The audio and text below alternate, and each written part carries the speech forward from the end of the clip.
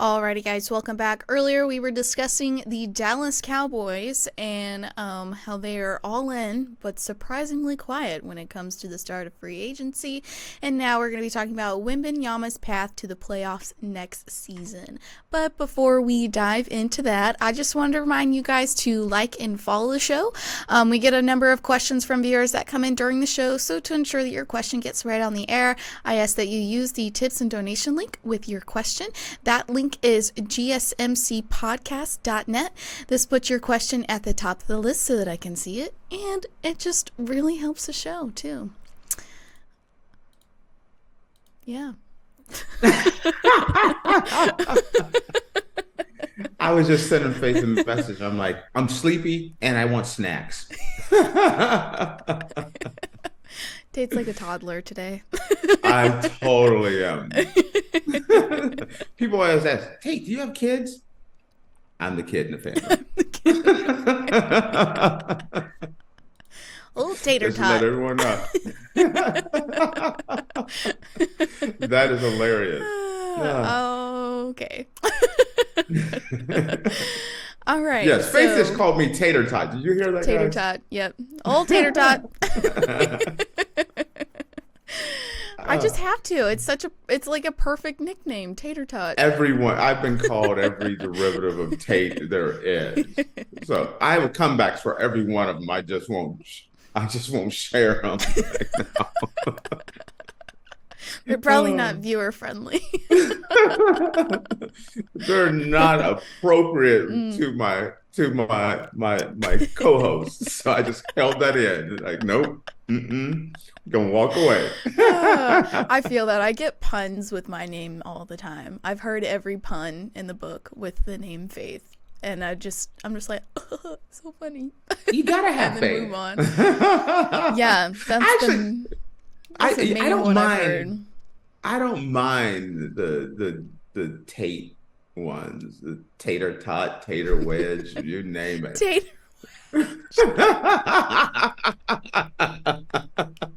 I like that one even better. Oh my gosh, tater wedge. I've had them all, so they don't faze me at all. Tater wedge, that's so funny. Okay, all right. Well, got a little off topic there. So Wembanyama's path to the playoffs next season is clear. ESPN Zach Lowe redrew the attention to a wild statistic last week. The Spurs, 14-50, currently last placed in the Western Conference, have been outscored by 488 points in 3,082 minutes this season, yielding a negative 7.5 net rating, and yet they are plus 71 in 882 minutes when Wembanyama shares the court with Trey Jones. Pair Wembanyama with a replacement level point guard, and the Spurs aren't just a different team, they're operating on a higher plane, plus 3.1 points per 100 possessions than the 6th place Phoenix Suns. This was the price they paid for entering the season without starting an above average point guard, instead deploying Jeremy Sochan as their primary ball handler. Turns out Wembanyama was too good too soon for any experiments. Take Kevin Durant's rookie season for contrast. His Seattle Supersonics were just as bad as the Spurs. They were outscored by 495 points through the same number of games in 2007 and 8 for a negative 7.7 net rating. They paired Durant from the jump with 7-year veteran Earl Watson, a decent comparison to Jones, and the duo was worse together through 64 games, registering a negative 10.3 net rating. So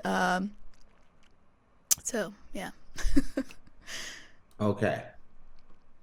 When I saw this, it's crazy. When you look at Victor Wembanyama and you watch him, first, remember when he had his debut and he didn't have a great debut and people were like, he's trash, he's washed, he's horrible, he's this and that? Yeah. Surprise. The boy is the truth. And he is right now. He's tall, lanky, he's a string bean, but he does it all. And I know there's going to be some people that's going to get upset with me. Rudy Gobert, yada, yada, yada. I understand what y'all saying about Rudy Gobert. Victor Wembanyama is right now the best defensive player in the NBA. Right now. If you take everything out, if you had a chance right now, you're trying to better your defense, who would you rather get? Rudy Gobert, Victor Wembanyama. I'm taking Victor Wembanyama. The upside, he's only going to get better. He's not even used to the NBA game. This kid is going to be a future triple double, and his triple double is going to be in blocks.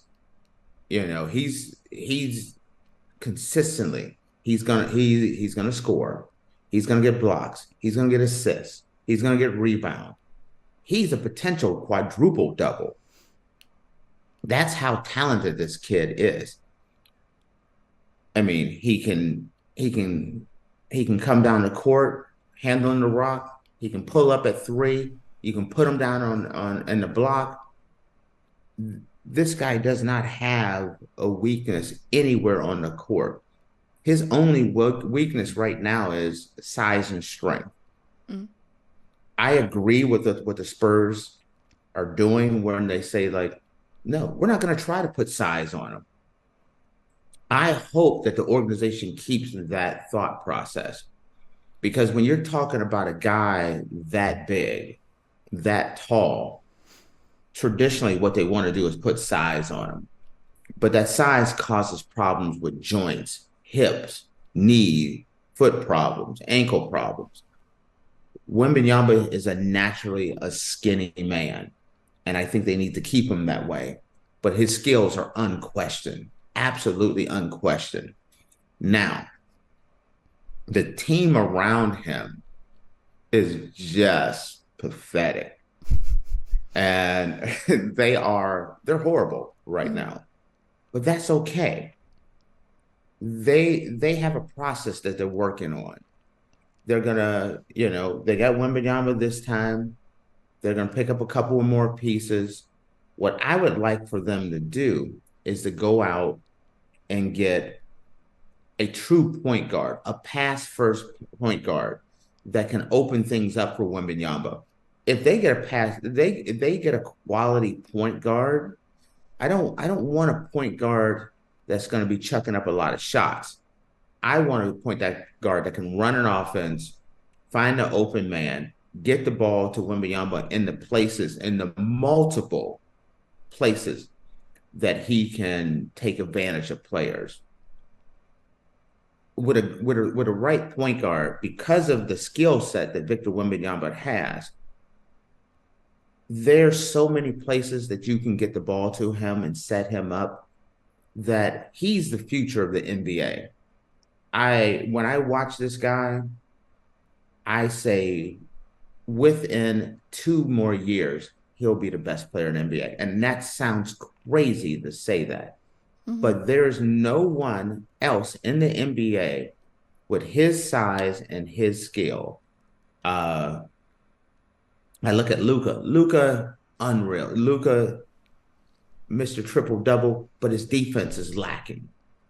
Wembanyama, his defense is solid. He's going to block shots. He's going to get rebounds. He's that total package. The Spurs are set up. They just have, and with Popovich running things, you have a very stable, smart organization that's going to look at this season, not overreact. The biggest mistake they can do is go out and say, "Hey, we want to go out and sign some big name guy to go along with him." Put the pieces around Wembanyama that's going to make Wembanyama a better player. That's going to get him to get the ball where he needs to be. A solid point guard. Get some quality shooting around him as well. A nice power forward as well, or some extras, or another center, so that there's some size there. Now you can, where Wembanyama is weak at, is for a guy like Joel Embiid or Giannis or Anthony Davis, you can bully him because he's young, He's skinny. He's weak.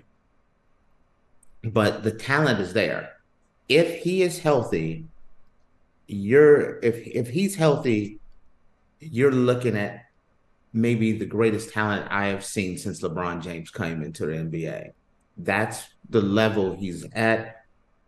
And, it's hindsight, you're looking at LeBron's 20-year career. Mm-hmm. So you know what happened with LeBron. But if you'd have told me seeing LeBron come out of high school, seeing Wemby coming out of France, I would have taken Wemby. I mean, Wemby does it all. If he can pick up that LeBron James work ethic, taking care of his health, his body, his diet, that's the key for a guy like him, is how does he take care of his body? Yeah. Because a guy that size, I mean, I don't think anyone really knows. I don't really know. He's 7'4", 7'5", 7'6". I don't know, because he's so. But when you're that height, the way you take care of your body is the most important thing. If he puts that number one, the league is his. The league is going to be his. The Spurs are set up for the future. But if the only thing that can derail him is, hey, he's not going to if he doesn't take care of his body, his fitness, that's the key. Also, being a megastar in America, there's a lot of trappings that come to that. And it's a lot easier to run around with Instagram models and everything else and not practice. And so it makes it that's the trappings of the NBA is a real thing. It really is. You laugh at that, but that has derailed so many guys' career. Yeah, careful. One of the Kardashians will. See, I didn't even try to go Kardashian. I didn't even go. Listen, if you're Wembanyama, yes, you do want you a Kardashian. It kind of hurts your career, but you can't argue. They know how to bring that bank in off the court. They sure do.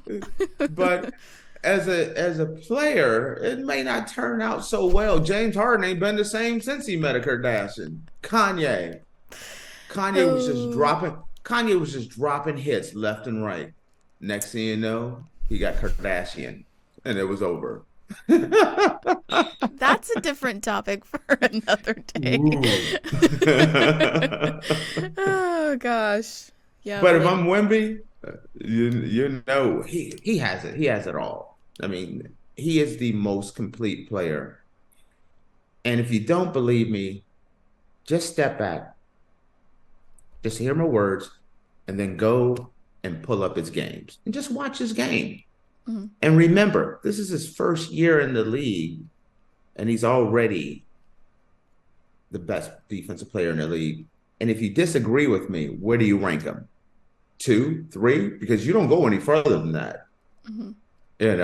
Let's say I'm absolutely out my mind. He's still a top 3 defensive player and one of the most dangerous offensive weapons in the NBA right now. He's only going to get better.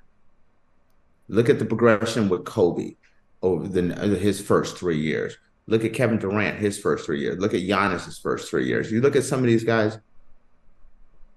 If this is where Wemby's at right now, 3, 4, 5 years from now, as long as he's healthy, don't get caught up with the trappings of the NBA. Stay away from the Kardashians. The trappings. I'm sorry though, I'm gonna say it. If I was a single NBA player and Kim, Khloe, hell, Mama Kardashian, I'll let her catch me too. Mama's taken. Yeah, Mama, you can catch me. 4 of them that are single. Mama is taken. I'm sorry, Tina. Don't get me in trouble in here, Faith. You said it. Don't try to don't you trying to get me to make one of those Jerry Jones statements. I'm all in on Mama Kardashian. I feel she is the best out of all of them, in my opinion. But I love Chris. Mm-hmm. And Tate feels the same way. Oh gosh. We're gonna leave it at that. We're gonna roll on out. How about that Kanye West? No comment. All right, guys. Well, with that lovely statement, we're going to take a quick break, and when we come back, we're going to be talking about a double swiping the rewards card that led to free gas for months and then a felony theft charge. So stick around.